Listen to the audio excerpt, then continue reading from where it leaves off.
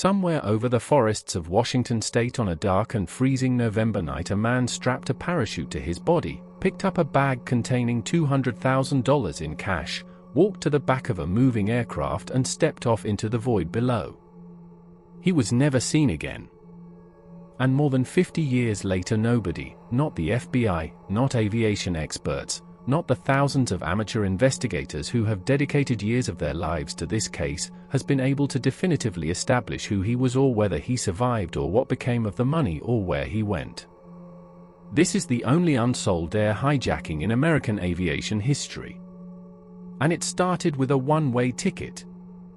The day before Thanksgiving, 1971, a man in a dark suit and black tie approached the ticket counter at Portland International Airport in Oregon and purchased a one-way ticket to Seattle under the name Dan Cooper, and then proceeded to his gate and boarded Northwest Orient Flight 305 with the kind of unhurried composure that belongs to someone who has rehearsed every detail of what they are about to do.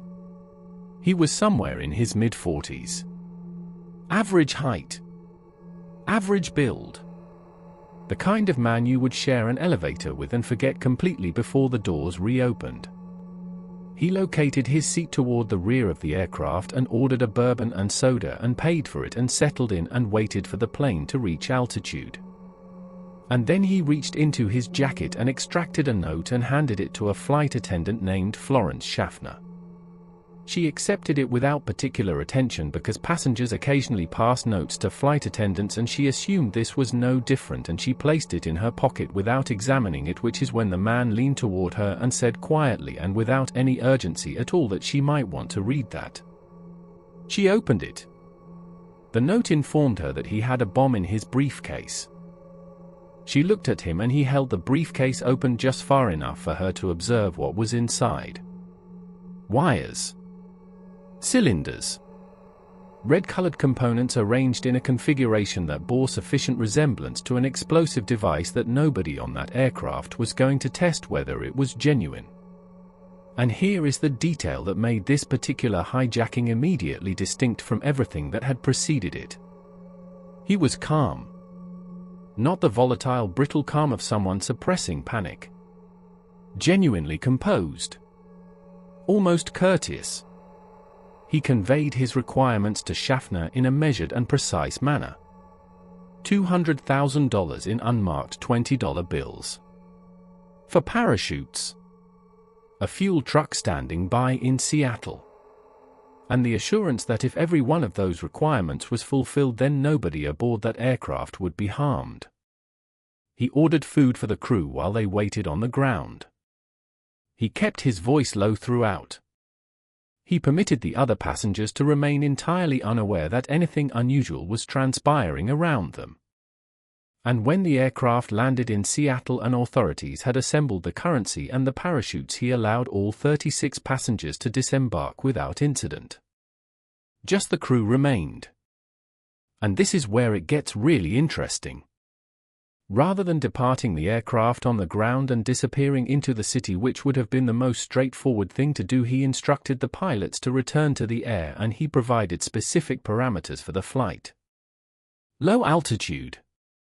Reduced airspeed. And he required the rear stare, a distinctive feature of the Boeing 727 that permitted boarding and disembarkation from the rear of the aircraft, to remain deployed and open during flight. It was dark by then. Raining. The temperature at altitude was well below freezing, and the terrain below consisted of dense Pacific Northwest forest with no lights and no roads visible from the air.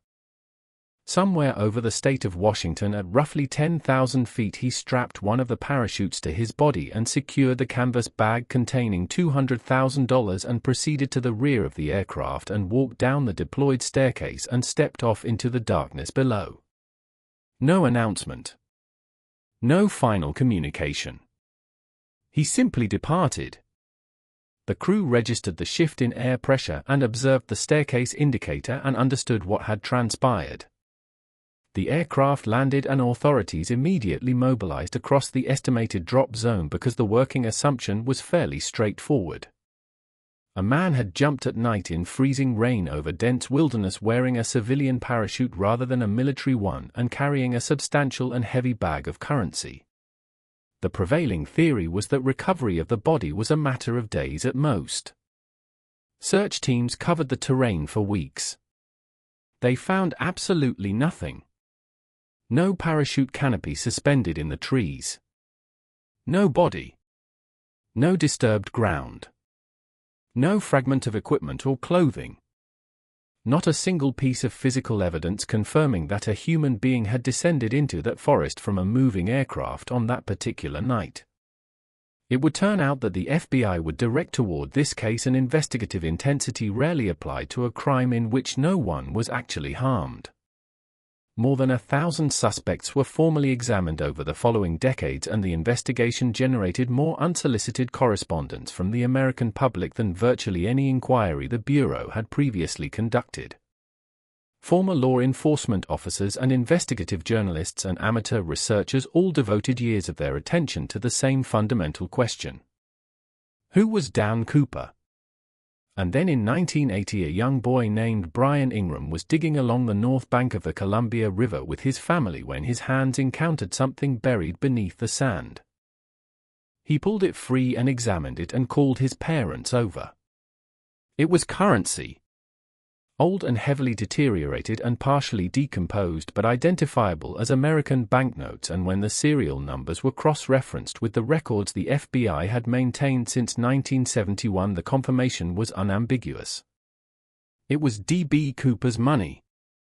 3 decaying bundles totaling just under $6,000 of the original $200,000. And that single discovery produced more unresolved questions than the entire preceding decade of investigation had managed to generate. The location where the currency was recovered didn't correspond to the projected drop zone. The deterioration pattern didn't align with what the river's movement would have produced if the money had entered the water near the point of the jump. And the remaining $194,000, the vast majority of what was taken, has never been located anywhere. I mean, think about what that actually means. Either he survived the descent and spent or concealed the currency, and a small portion of it eventually migrated into the river through means that nobody has satisfactorily explained in the 50 years since. Or he didn't survive and the money dispersed across terrain that search teams somehow failed to adequately cover across multiple extensive operations. Or something else entirely occurred that none of the prevailing theories have yet managed to account for. The case remains officially open.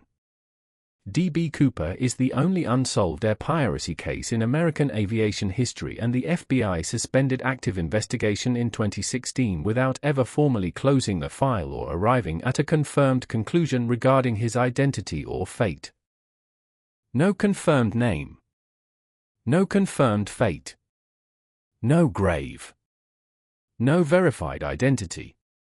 Just a ticket purchased under an alias and a note handed to a flight attendant and a silhouette descending a staircase into the dark over Washington state, and then nothing.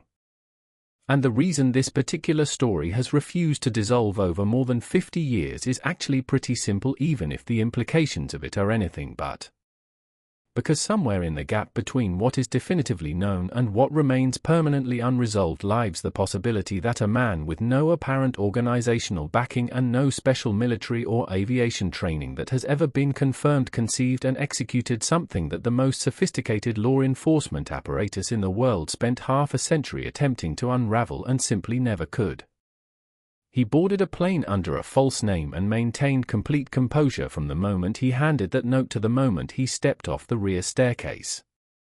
He extracted precisely what he demanded.